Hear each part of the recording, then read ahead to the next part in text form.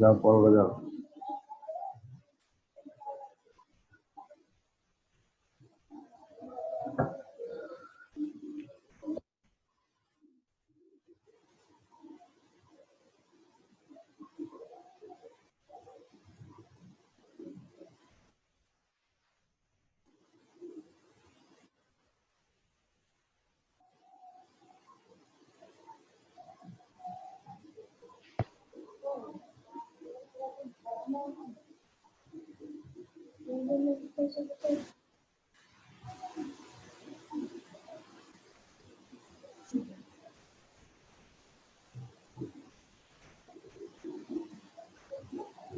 Hello,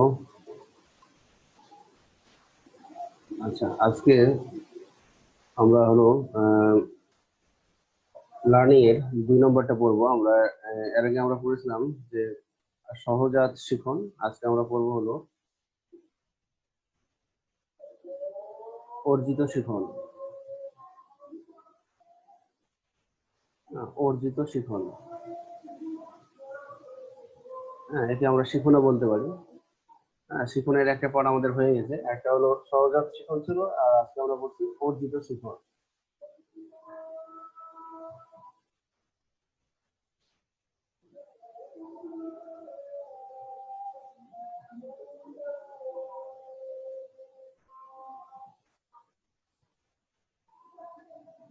আচ্ছা, এই শিখন হলো মানুষের আচরণের একটি মূল প্রক্রিয়া।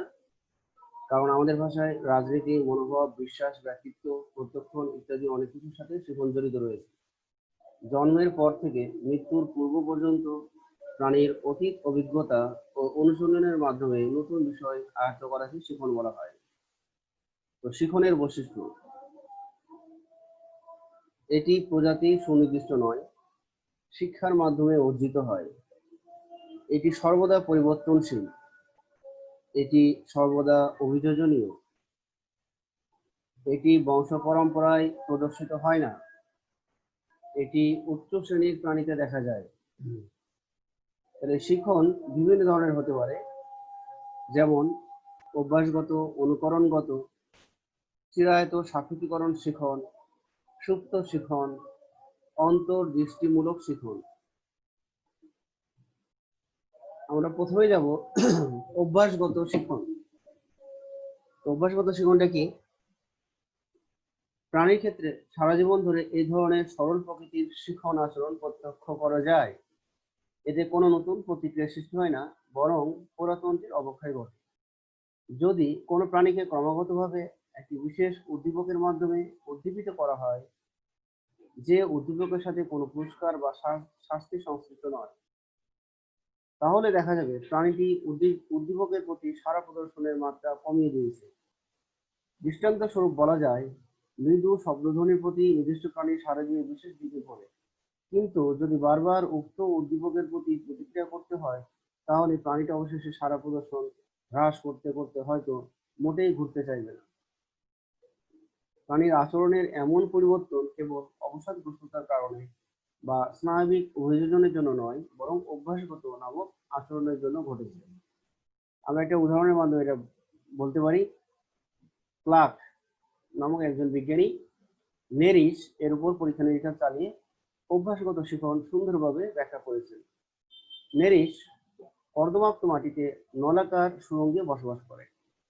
যখন খাদ্য গ্রহণের সময় হয়, তখন এদের মাথা ও সামনের কিছু অংশ নলের বাইরে প্রসারিত করে। এ সময় হঠাৎ কোনো উদ্দীপক দিয়ে সাড়া জাগালে তৎক্ষণাৎ এরা নলের মধ্যে ঢুকে যায়। এভাবে পরীক্ষাগারে কাচের তৈরি নলের মধ্যে নেরিশ রেখে ক্লার্ক এদের উপর বিভিন্নভাবে পরীক্ষা চালান। তিনি এদের মাথা স্পর্শ করার সাথে সাথে দেখলেন সকলেই নলের মধ্যে প্রবেশ করছে। 1 মিনিটের মধ্যে অধিকাংশ নেরিশ আবার তাদের মাথা নলের বাইরে এনেছে। তিনি 1 মিনিট অন্তর বারবার নেরিশের মাথা স্পর্শ করতে থাকলেন। অবশেষে দেখলেন কোনো নেরিশ নলের মধ্যে তাদের মাথা ঢোকাচ্ছে না, অর্থাৎ উক্ত উদ্দীপনার প্রতি সাড়া প্রদর্শন শূন্য এসেছে। এটা অভ্যাসগত বা হ্যাবিচুয়েশনের অবদান। তাহলে প্রথমে আমরা যখন দেখলাম যে কোনো একটা উদ্দীপক দিয়ে নেরিশের মাথায় আঘাত করা হলে নেরিশ নলের মধ্যে মাথা ঢুকিয়ে নিচ্ছে, কিন্তু বারবার এরূপ কার্য করার ফলে দেখা গেল যে আসলে সেই আঘাতটা তার কাছে তুচ্ছ মনে হয়। দেন পরবর্তীতে উদ্দীপক দিয়ে তার মাথায় আঘাত করা হলেও সে আর নলের মধ্যে ঢুকে না। এটা আসলে অভ্যাসগত কারণে এটা হয়েছে। এবার আমরা যাবো 2 নম্বর শিখন, বর্জিত শিখন। এটাকে বলা হচ্ছে ইমপ্রিন্টিং বা অনুকরণ।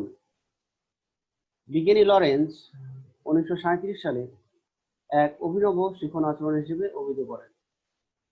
তরুণ প্রাণীর বর্ধনের অতি সংবেদনশীল মুহূর্তে এ ধরনের শিখন প্রত্যক্ষ করা যায়।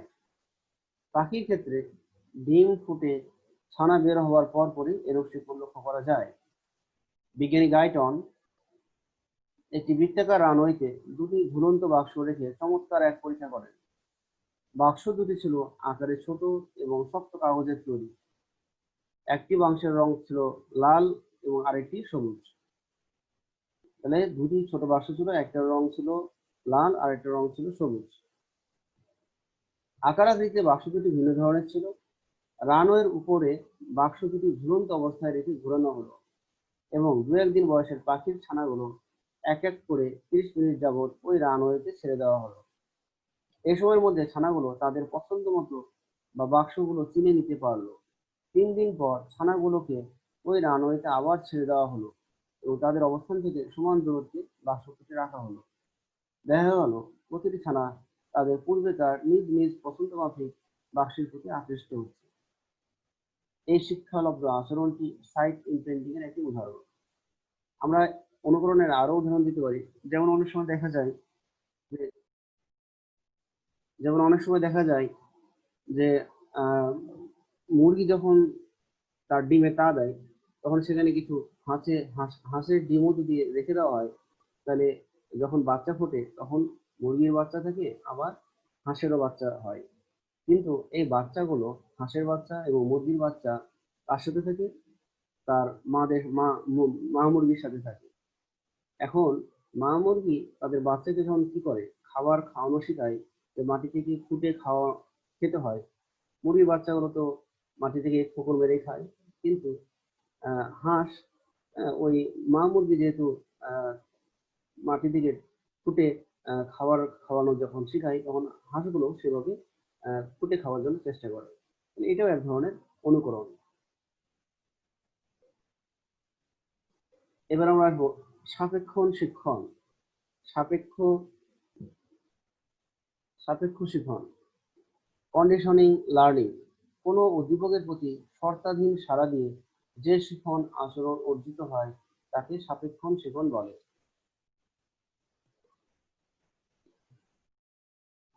কি বললাম? কোনো উদ্দীপকের প্রতি শর্তাধীন সাড়া দিয়ে যে শিখন আচরণ অর্জিত হয় তাকে সাপেক্ষণ শিখন বলা হয়। যেমন মুরগিকে খাবার দেওয়ার সময় নির্দিষ্ট শব্দ করলে এবং পরে খাবার না দিয়েও ওই একই শব্দ করলে এরা সাড়া প্রদান করে। যেমন প্যাভলভের তত্ত্ব, এটাও এক ধরনের সাপেক্ষণ শিখন। আমরা মুরগিকে যখন খাবার দিই তখন আমরা মুখে একটা সাউন্ড করি, মুরগিকে ডাকতে থাকি এবং খাবার দিতে থাকি। কয়েকদিন এভাবে চলতে গেলে দেখা যাবে যে শুধু মুখের যে সাউন্ডটাই করতেছি কিন্তু খাবার দিচ্ছি না। তখন মুরগি কিন্তু খাবারের জন্য ছুটে আসবে। পরীক্ষালব্ধ শিখন, ট্রায়াল অ্যান্ড এরর লার্নিং। ভুল সংশোধনের মাধ্যমে প্রাণী যে শিক্ষা লাভ করে তাকে পরীক্ষালব্ধ শিখন বলে। যেমন একটি ব্যাঙ একটি বিষাক্ত মিলিপোড হলো বিছা। একটি ব্যাঙ একটি বিষাক্ত মিলিপোডকে বা বিছাকে সর্বপ্রথম দেখামাত্র উহাকে মুখে নিয়ে নেয়। কিন্তু মিলিপোড উহার দেহ হতে বিষ নিঃসরণ করলে ব্যাঙ বুঝতে পারে যে উহা তার খাদ্য নয়। পরে মিলিপোডকে দেখলে ব্যাঙ উহাকে স্বীকার করে না। তাহলে ব্যাঙ এখানে কি করেছে? ভুলবশত বিছা বা মিলিপোডকে তার মুখে নিয়ে নেয়। কিন্তু এই বিছা যখন ব্যাঙের মুখে বিষ মিশ্রণ করতে থাকে তখন ব্যাঙ বুঝতে পারে যে মিলিপোড বা বিছা তার খাবার ছিল না। তাহলে এভাবে ভুল এবং সংশোধনের মাধ্যমে সে এই ধরনের শিখন অর্জন করে। সুপ্ত শিখন, এটাও আরেকটা লার্নিং এর আরেকটা প্যাটার্ন। সুপ্ত শিখন বা ল্যাটেন্ট লার্নিং, যখন কোনো বৈশিষ্ট্য সুপ্ত অবস্থায় থাকে কিন্তু পারিপার্শ্বিক কোনো অবস্থার প্রেক্ষিতে প্রকাশ পায় তখন তাকে সুপ্ত শিখন বলে। এই ধরনের শিখন লুকায়িত থাকে। যেমন পাখির ডিম পাড়ার প্রবণতা সুপ্ত অবস্থায় থাকে, কিন্তু ডিম পাড়ার ক্রান্তি লগ্নে তা জাগ্রত হয়। তার ডিম পাড়ার প্রবণতা এটা সুপ্ত অবস্থায় থাকবে, কিন্তু যখন ডিম পাড়ার সময় চলে আসে তখন এই ডিম পাড়ার যে শিখন সেটা জাগ্রত হয়। এই ধরনের শিখনকে বলা হয় সুপ্ত শিখন। অন্তর্দৃষ্টিমূলক শিখন, ইনসাইট লার্নিং। পরিস্থিতি দেখে হঠাৎ কোনো সমাধান খুঁজে পাওয়াই হলো অন্তর্দৃষ্টিমূলক শিখন। যেমন জার্মান মনোবিজ্ঞানী ওলফগ্যাং কোহলার 1920 সালে শিম্পাঞ্জির অন্তর্দৃষ্টিমূলক শিখন আচরণ পরীক্ষা করেন। শিম্পাঞ্জির খাঁচায় কতগুলো বাক্স রেখে নাগালের বাইরে উচ্চতায় রাখা হলে শিম্পাঞ্জি তার নিজ বুদ্ধি খাটিয়ে বাক্সের উপর বাক্স রেখে সেই স্তূপের উপর দাঁড়িয়ে কলা পেরে খায়। একটা খাঁচায় শিম্পাঞ্জি রেখে দেওয়া হয় এবং সেখানে কতগুলো বাক্স রেখে দেওয়া হয় এবং নাগালের বাইরে উচ্চতায় কতগুলো কলা ঝুলিয়ে রাখা হয়। তারপর দেখা গেল যে শিম্পাঞ্জি বুঝতে পারে যে এই একটা বাক্সের উপর আরেকটা বাক্স রেখে ওই ঝুলানো যে কলাগুলো আছে সেই কলাগুলো পেরে খাওয়া যেতে পারে।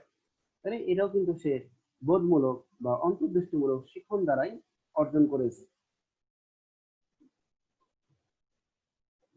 তাহলে আমরা প্রথমে আমরা একটা পড়েছিলাম যে সাপেক্ষ শিখন, ওখানে আমরা একটা কথা বলেছিলাম যে প্যাভলভের তত্ত্ব।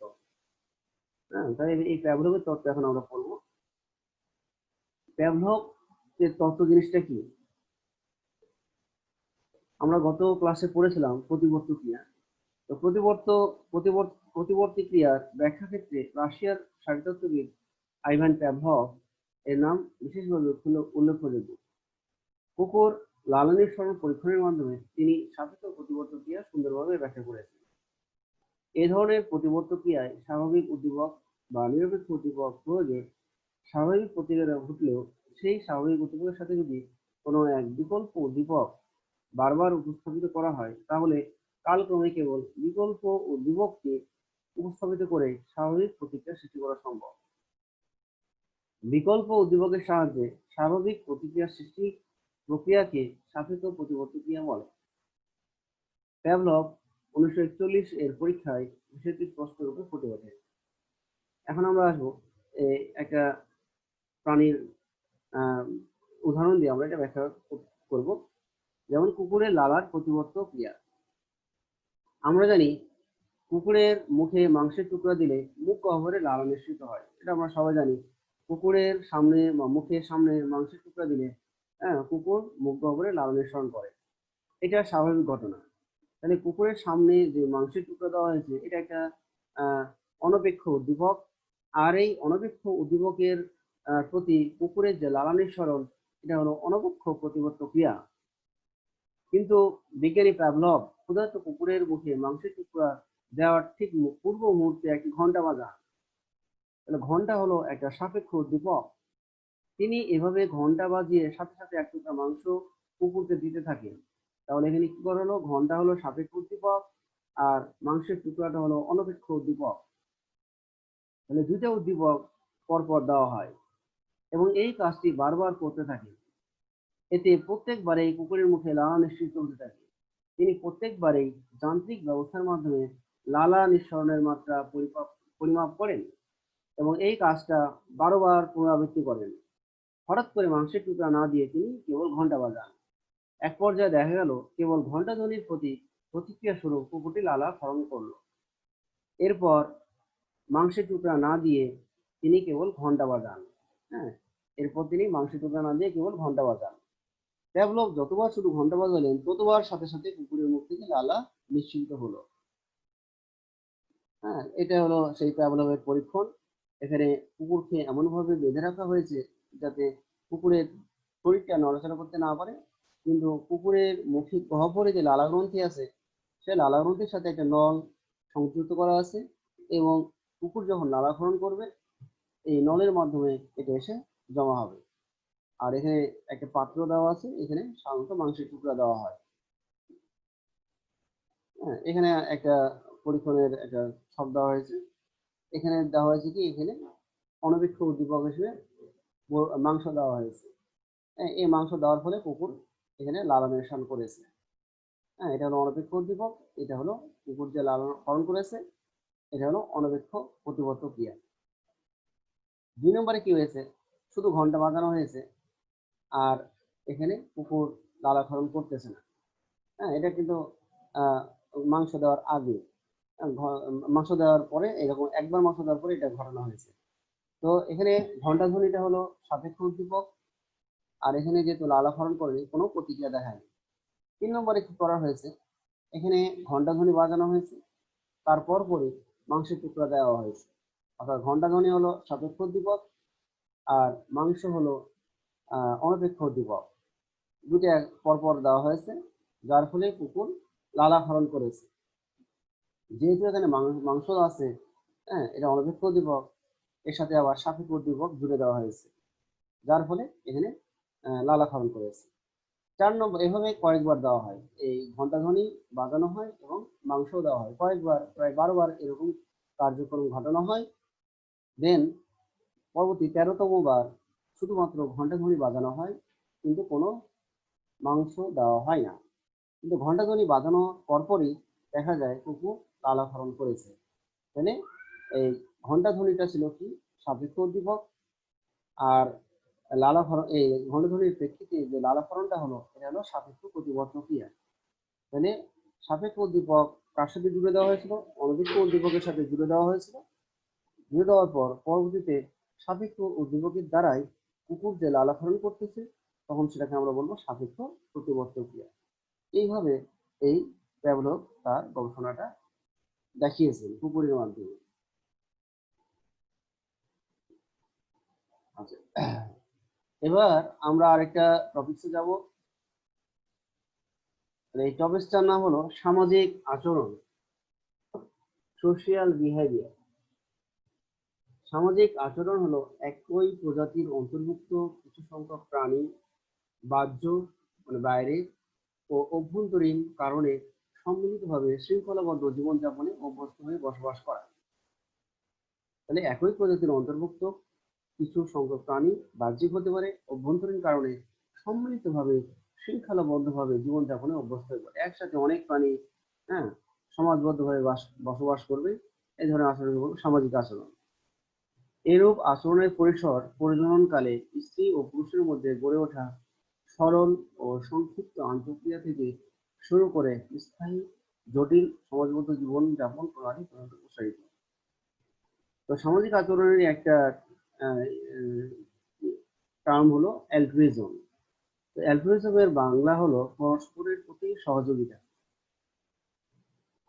এটা কি, যে প্রক্রিয়ায় কোনো প্রাণী নিজেদের নিজেদের জীবনকে বিপন্ন করে হলেও তার দলের অন্য সদস্যদেরকে সাহায্য করে, তাকে অ্যালট্রুইজম বলে। তাহলে এখানে প্রাণী তার একই প্রজাতির অন্য সদস্যকে বাঁচানোর জন্য নিজেদের জীবন বিপন্ন হলেও, নিজেদের জীবন সংকটাপন্ন হলেও তার দলের অন্য সদস্যকে সাহায্য করবে, এ ধরনের টার্মটাকে আমরা বলবো অ্যালট্রুইজম। তো এই সামাজিক আচরণ বা অ্যালট্রুইজম কিছু কিছু প্রাণীদের ক্ষেত্রে দেখা যায়, যেমন মৌমাছি, পিঁপড়া, উইপোকা। হ্যাঁ, এরা এরা হলো সমাজবদ্ধভাবে সামাজিক আচরণ প্রদর্শন করে। তোমাদের সিলেবাসে দেওয়া আছে মৌমাছির সামাজিক আচরণ বা মৌমাছির অ্যালট্রুইজম, সোশিয়াল বিহেভিয়ার অফ হানিবি। তো মৌমাছি সম্পর্কে একটু জেনে নিই। মৌমাছি হলো কোন পর্বের প্রাণী? আর্থ্রোপোডা পর্বের প্রাণী, আর এদের বর্গের নাম হলো হাইমেনোপটেরা। মৌমাছি হাইমেনোপটেরা বর্গভুক্ত এক পরিচিত সামাজিক পতঙ্গ। মৌমাছির কয়েকটি প্রজাতি আছে, যেমন Apis indica, Apis dorsata, Apis florea, Apis mellifera. এগুলো কিন্তু, এই প্রজাতিগুলো কিন্তু সবই বাংলাদেশে পাওয়া যায়। মৌমাছির কলোনিতে সময় বিভাজনের সুসংগঠিত রূপ অতি স্পষ্ট। একটি পূর্ণ বিকশিত কলোনি বা মৌচাকে 40,000 থেকে 50,000 মৌমাছি সম্মিলিতভাবে সুশৃঙ্খল জীবনযাপনে অভ্যস্ত। তাহলে একটা মৌচাকে প্রায় 50,000 মৌমাছি থাকতে পারে। তো দৈহিক গঠন ও শ্রমবিভাজনের ভিত্তিতে কলোনিতে 3 জাতের বা কাস্ট সদস্য দেখা যায়। তাহলে একটা মৌচাকে 3 ধরনের বা 3 জাতের মৌমাছি দেখা যাবে। এদেরকে বলা হবে রানী। রানী, একটা মৌচাকে একটাই রানী থাকে। পুরুষের সংখ্যা কয়েকশো হয়। শ্রমিক বা কর্মী মৌমাছি, এদের সংখ্যা অনেক, কয়েক হাজার। তাহলে মৌমাছি মাতৃতান্ত্রিক সমাজের মধ্যমণি হলো রানী। একটা মৌচাকের মধ্যমণি হবে রানী, এবং প্রত্যেকটি কলোনি বা প্রত্যেকটি মৌচাকে একটি মাত্র রানীর নেতৃত্বে প্রায় 200 থেকে 300 বা কয়েক শত পুরুষ থাকবে, এবং কয়েক হাজার, 10,000 থেকে 80,000 কর্মী মৌমাছি নিয়ে এটি পরিচালিত করে।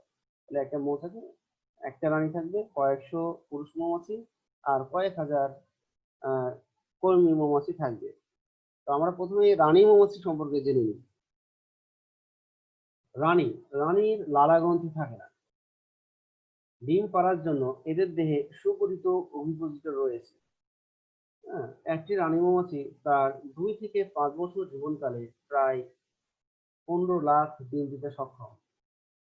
তাহলে একটা রানীর আয়ুষ্কাল হলো 5 বছর, আর এই 5 বছর সময়ে সে প্রায় 15,000 পর্যন্ত ডিম দিতে সক্ষম।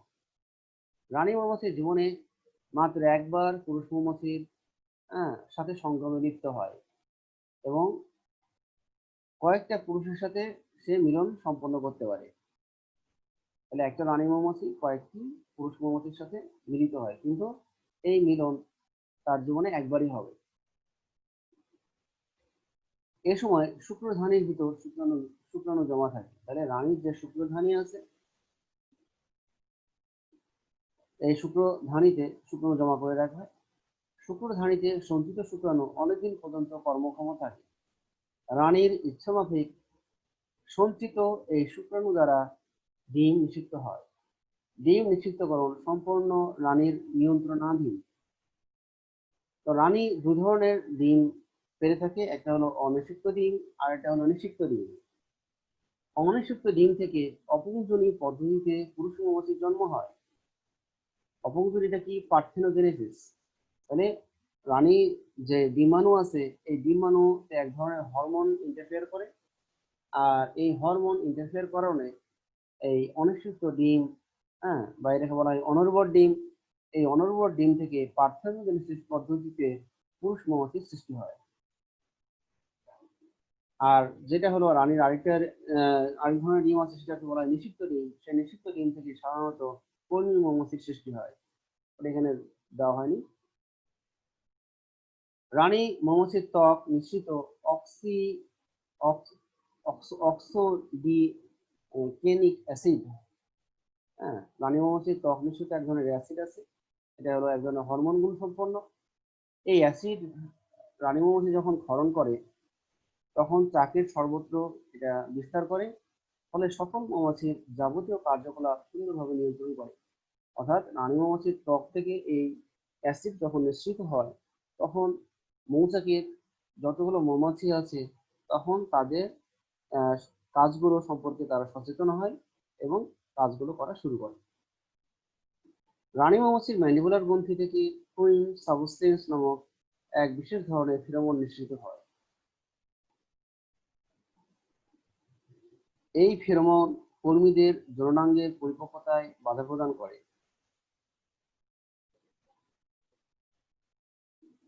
এই ফেরোমন কর্মীদের যৌনাঙ্গের পরিপক্কতায় বাধা প্রদান করে। তাহলে রানী মৌমাছি যে ফেরোমনটা নিঃসরণ করে, এই ফেরোমন কর্মী মৌমাছিদের যে যৌনাঙ্গ আছে, সেই যৌনাঙ্গের পরিপক্কতায় বাধা প্রদান করে।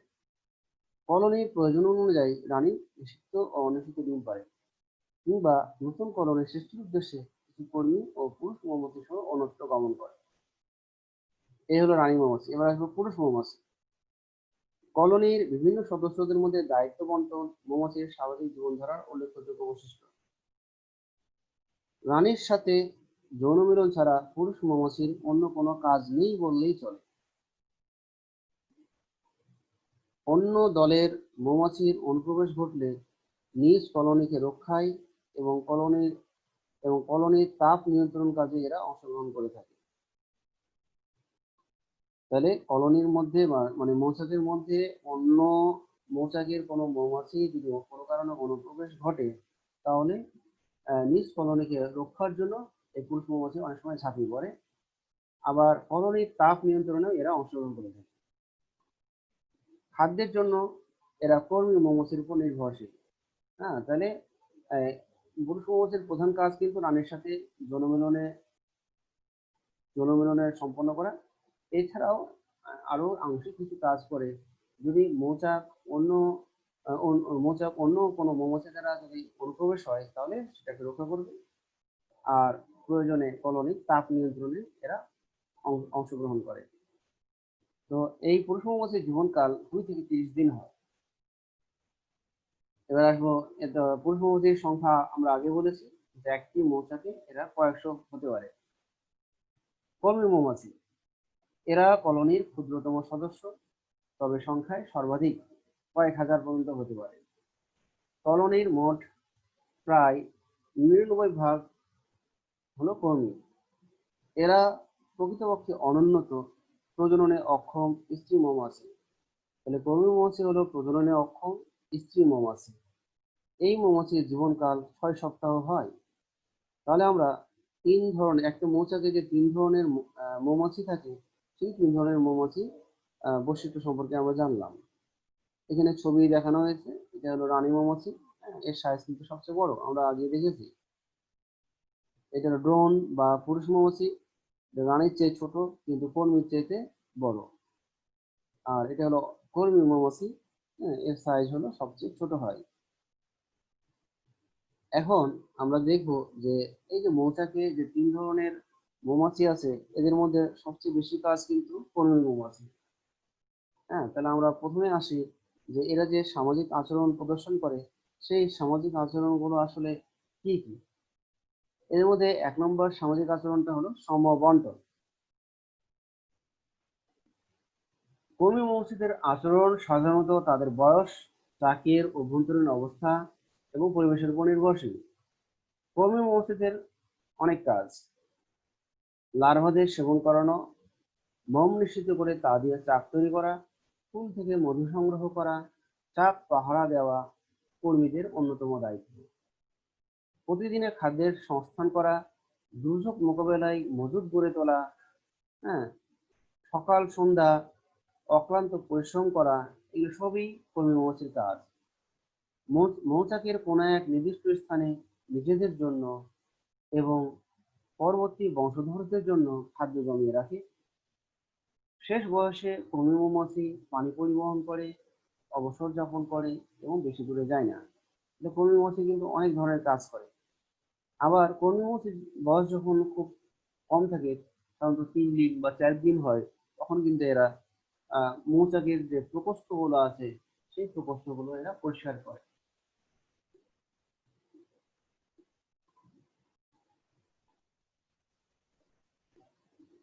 এই যে এটা হলো কর্মী মৌমাছি, এগুলো যে মৌচাকের প্রকোষ্ঠগুলো পরিষ্কার করার কাজ এখানে দেখানো হয়েছে। ভাবাবেগ, তাহলে এটাও হলো কর্মী মৌমাছিদের এক ধরনের সামাজিক আচরণ। কলোনির প্রতিটি সদস্য বংশগত উপাদান অনুযায়ী এবং বয়স অনুসারে বিভিন্ন কাজ নির্বাহ করে থাকে। এই কাজের সামান্যতম রদবদল হয় না। তাদের কর্মসূচিতে যেমন কোনো পরিবর্তন হয় না, তেমন কার্যনির্বাহের সামান্যতম ত্রুটি কিংবা আলস্য দেখা যায় না। মৌমাছির সামাজিক জীবন খুবই সুশৃঙ্খল। এরা পরস্পরের মধ্যে গন্ধ বস্তু ছড়িয়ে এবং বিশেষ নৃত্য পরিবেশনের মাধ্যমে ভাব বিনিময় করে। তাহলে ভাবাবেগ কি? এরা পরস্পরের মধ্যে গন্ধ বস্তু মানে এক ধরনের ফেরোমন ছড়িয়ে দেয় এবং বিশেষ কিছু নাচ আছে বা নৃত্য আছে, এটা পরিবেশনের মাধ্যমে মৌমাছি নিজেদের মধ্যে ভাব বিনিময় প্রকাশ করে। যেমন ডানা দিয়ে সৃষ্ট গুনগুন শব্দের মধ্য দিয়েও এরা যোগাযোগ ঘটিয়ে থাকে। হ্যাঁ, ডানা দিয়ে গুনগুন শব্দ করবে এবং এই ডানা দিয়ে গুনগুন শব্দ করে তারা তাদের ভাবটা প্রকাশ করে থাকে। নির্দিষ্ট গতিবিধি বা মৌ নৃত্য কলোনির সদস্যদের মধ্যে পারস্পরিক যোগাযোগের অন্যতম উপায়। সন্ধানী কর্মী মৌমাছিরা বাইরে থেকে এসে বিশেষ নাচের মাধ্যমে পুষ্প সুধা ও পরাগের প্রকৃতি আকৃতি ও দূরত্ব, উৎসস্থলের খবর মৌচাকের অন্যান্য সদস্যদের জানিয়ে দেয়। তাহলে কোনো কর্মী মৌমাছি বা সন্ধানী কর্মী মৌমাছিরা যখন তারা বাইরে খাদ্যের সন্ধানে বের হয়, তখন তারা কোনো ভালো ফুল, যেমন সরিষা ফুল হতে পারে, হ্যাঁ, বা অন্যান্য ফলের যে ফুলগুলো আছে, এই ফুলগুলোতে সাধারণত নেকটার, ফুলের যে নেকটার আছে, এই ফুলের এই নেকটার, এই মিষ্টি রস থাকে, এই মিষ্টি রসগুলো তারা আহ, শোষণ করে এবং প্রয়োজনে দেখা যাবে সেই ফুলের যে সেই ফুলের যে আহ, পরাগ পরাগ আছে, সেই পরাগ রেণু তার দেহে লাগিয়ে নেয়। হ্যাঁ, এবং এগুলো যে খুব ভালো ফুল ছিল সেগুলো জানানোর জন্য তারা যখন মৌচাকে ফিরে আসে এবং মৌচাকে ফিরে এসে তাদের প্রজাতির অন্যান্য সদস্য কর্মী মৌমাছিদেরকে জানান দেয়। কার মাধ্যমে জানান দেয়? আহ, তাদের ডানার গুলগুল শব্দের মাধ্যমে, অথবা বিভিন্ন ধরনের নৃত্যের মাধ্যমে, নাচের মাধ্যমে। তখন তারা বুঝতে পারে, কর্মী মৌমাছিরা বুঝতে পারে যে আসলে এটা খুব ভালো ফুল ছিল, হ্যাঁ, বা যার রসটা অনেক মিষ্টি। সন্ধানের দেহে লেগে থাকা ফুসফুসুদা ও পরাগ দেখে খাদ্যের ধরন সম্বন্ধে মৌমাছিরা অবহিত হয়। এইভাবে তখন তারা আকৃষ্ট হয় এবং তারাও সেখানে যেতে প্রস্তুত হয়। এরকম আরো আরো কিছু সামাজিক আচরণ দেখা যায়। স্বাস্থ্য রক্ষা, মৌমাছিরা অনেক রোগ প্রতিরোধের উপায় আয়ত্তে আনতে শিখেছে। যদি কখনো প্রতিরোধ উপায় জানা না থাকে, তাহলে এরা কিছুটা দমনের ব্যবস্থা গ্রহণে সক্ষম হয়। আমরা জানি আর্থ্রোপোডা পর্বের প্রত্যেকটা প্রাণী দেহের যে বহিঃকঙ্কাল, সেটা কাইটিন যুক্ত। সেদিক দিয়ে মৌমাছির দেহেও কাইটিন যুক্ত আবরণ থাকে, এবং এই আবরণটা হলো অ্যান্টিবায়োটিক গুণ সম্পন্ন পদার্থ, যা ক্ষতিকর অণুজীবের বৃদ্ধি ও সংক্রমণ প্রতিহত করে। মৌরুটি, মধু, এমনকি মৌচাকে আছে এরকম অ্যান্টিবায়োটিক দ্রব্য। মৌমাছিরা মৌচাকের প্রাচীরে জৈব রেজিনের যে প্রলেপ দেয়, মৌমাছিরা কি করে? মৌচাকের প্রাচীরে এক ধরনের রেজিনের প্রলেপ দেয়, এবং এতেও ক্ষতিকর উপাদান থাকে, যেটা অণুজীবের বর্ধন রোধ করে। মৌচাক থেকে রোগাক্রান্ত বা মৃত লার্ভাকে চাকের বাইরে ফেলে দিয়ে মৌমাছিরা সম্ভাব্য আক্রমণের হাত থেকে কলোনি বা মৌচাককে রক্ষা করে। ঋতুভেদে তাপের তারতম্য ঘটলেও মৌমাছিরা মৌচাকের তাপমাত্রা নিয়ন্ত্রণে রাখতে সক্ষম হয়। গ্রীষ্মকালে এরা এত জোরে পাখা সঞ্চালন করে যে মৌচাকের তাপমাত্রা কিছুতেই 30 থেকে 35 ডিগ্রি সেলসিয়াসের বেশি উঠতে পারে না। গ্রীষ্মকালে বাইরের পরিবেশে যেহেতু তাপমাত্রা অনেক বেশি, এই সময় কি করে যে এরা মৌচাক থেকে বের হয়ে আসে এবং মৌচাকের যে মুখের কাছে এরা তাদের ডানা ঝাপটাতে পারে, এবং কি করে যে ওই শীতল বাতাসটা মৌচাকের মধ্যে প্রবেশ করে, যার ফলে মৌচাকের ভিতরে যে তাপমাত্রা সেটা 30 থেকে 25 ডিগ্রি সেলসিয়াসের বেশি উঠতে পারে না। আবার শীতকালে এরা দলবদ্ধ হয়ে গুচ্ছাকারে মৌচাকের উপরে অবস্থান করায় মৌচাকে উৎপাদিত তাপ বাইরে চলে যেতে পারে না। তাই শীতকালে পরিবেশের তাপমাত্রা কম হলেও মৌচাকের তাপমাত্রা 23 থেকে 24 ডিগ্রি সেলসিয়াসের মধ্যে সীমাবদ্ধ থাকে। আরো একটি সামাজিক আচরণ বা অ্যালট্রুইজম হলো প্রতিরক্ষা। মৌমাছি শান্তিপ্রিয় পতঙ্গ, অকারণে আক্রমণ করা এদের স্বভাব নয়, কিন্তু এদের কষ্টার্জিত মধুভাণ্ডার লুণ্ঠনের জন্য কেউ তাকে হানা দিলে তাকে প্রতিহত করার জন্য এরা হুল ফুটিয়ে দেয়। এমনি শান্তিপ্রিয়, কিন্তু তাদের যে অনেক কষ্টে উপার্জিত যে আহ, মধু বা ফুলের রস, যেটা ফুলের রস কিন্তু এরা যখন মৌচাকে ফিরে আসে সেটা কিন্তু মধু তৈরি হয়। এই যে মধু তৈরি করলো, এবং সেই মধু সংগ্রহের জন্য মৌচাকে কেউ যদি হানা দেয়, তাহলে তাকে প্রতিহত করার জন্য এরা হুল ফুটিয়ে দেয়। এবং মৌমাছির হুলে বিষাক্ত পদার্থ থাকায় লুণ্ঠনকারীর মৃত্যু পর্যন্ত হতে পারে। এরা সাধারণত ছোট ছোট প্রাণী এরকম মারা যেতে পারে। হ্যাঁ, কারণ মানুষ মৌমাছির আহ, এই বিষাক্ত মৌমাছির যে পয়জন, এই পয়জনে মারা যাবে না। তবে একসাথে অনেকগুলো মৌমাছি যদি মানুষকে দংশন করে, সেক্ষেত্রে সে মৃতপ্রায় হতে পারে। তো একটা দুইটা মৌমাছি কামড় দিলে বা দংশন করলে সেক্ষেত্রে মানুষের সেরকম মৃত্যুর সংখ্যা থাকে না। অন্যান্য ছোট প্রাণী কে একবার দংশন করলেই সে মারা যেতে পারে। আরেকটা সামাজিক আচরণ উত্তরাধিকার সূত্র। মৌচাকে রানীর মৃত্যু হলে মৌমাছিদের ভিতরে আতঙ্কের ভাব ফুটে ওঠে। রানী ছাড়া মৌমাছিরা বাঁচতে পারে না বলে তারা 3 দিন বয়সে এক বা একাধিক ডিম বেছে নিয়ে সুপ্রশস্ত কুঠরিতে রেখে দেয়। যদি কোনো কারণে রানী মারা যায়, হ্যাঁ, সেক্ষেত্রে আহ, যে ডিমগুলো এখনো ফুটে নাই, সেই এক বা একাধিক ডিমগুলো তারা প্রকোষ্ঠে, মৌচাকের প্রকোষ্ঠে রেখে দেয়। রানী হিসেবে যাকে নির্বাচিত করা হবে, যে ডিমকে নির্বাচিত করা হবে, সেই ডিম থেকে ফোটা নির্বাচিত লার্ভাকে বিশেষভাবে তৈরিকৃত রাজকীয় জেলি খাওয়ানো হয়, বলে সেটি রানী মৌমাছি রূপে বেড়ে ওঠে। এভাবে 16 দিনের মধ্যে মৌমাছিরা রানীকে পূর্ণাঙ্গ করে তোলে। মৌমাছির কলোনিতে রানী মূল ব্যক্তিত্ব।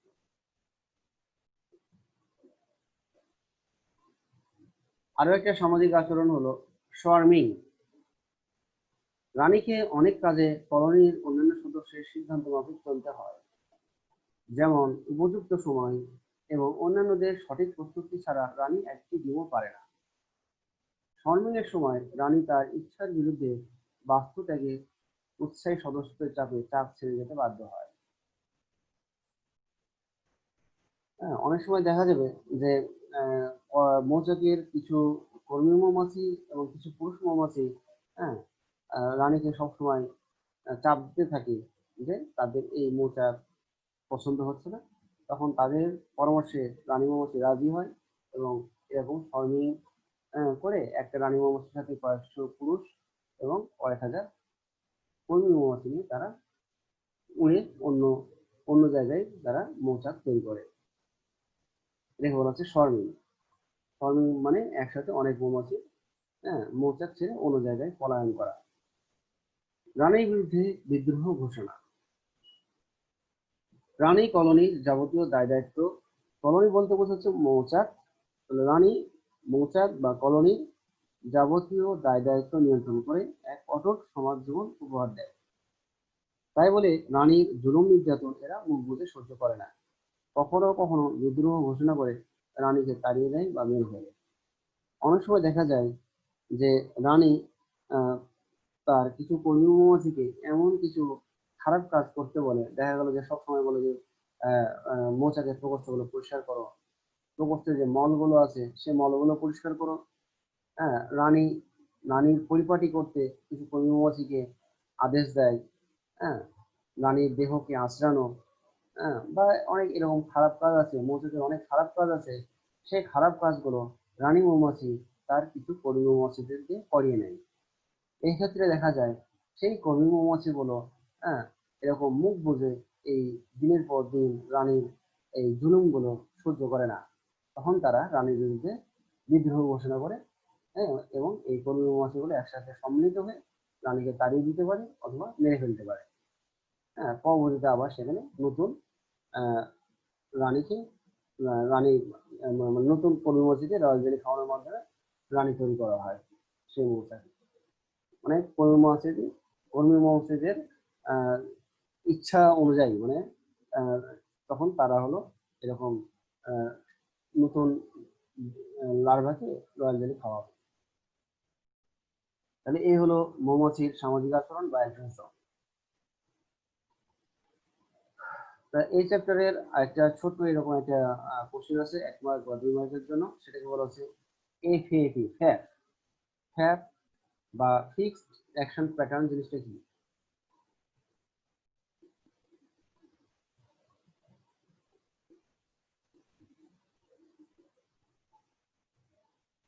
তাহলে এই ফ্যাপ বা ফিক্সড অ্যাকশন প্যাটার্ন এটা কি জিনিস? প্রাণীর জিন নির্ধারিত যেসব আচরণ ধারা প্রাণীর জিন নির্ধারিত যেসব আচরণ ধারা স্বতঃস্ফূর্তভাবে প্রদর্শিত হয় এবং প্রজাতির অন্য কোনো সদস্যকে না দেখে বা অন্যের নিকট থেকে না শিখেই প্রকাশিত হয়, তাকে নির্ধারিত ক্রিয়াধারা বা ফ্যাপ বলে।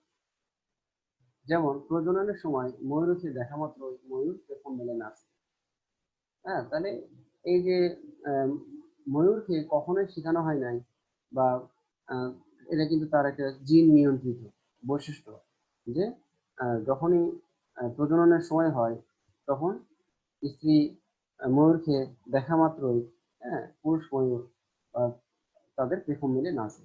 হ্যাঁ, এটা দিয়ে সে জানান দেয় সে প্রজননের জন্য প্রস্তুত।